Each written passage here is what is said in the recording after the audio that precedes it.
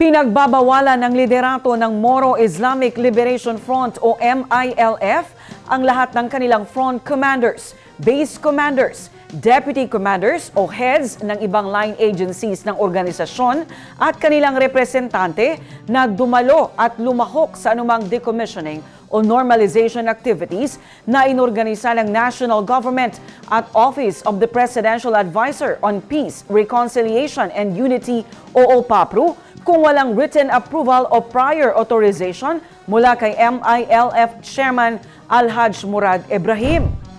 Ito ang nakasaad sa Memorandum Order No. 037 Series of 2025 na inilabas ng MILF Central Committee na may petsa na August 16, 2025.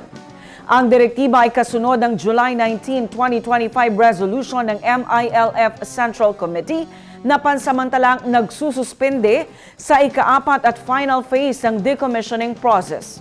Nakasaad din sa memorandum na ang sinumang susuway sa kautusan ay may kaukulang kaparusahan na maaring maging grounds ng administrative at disciplinary action.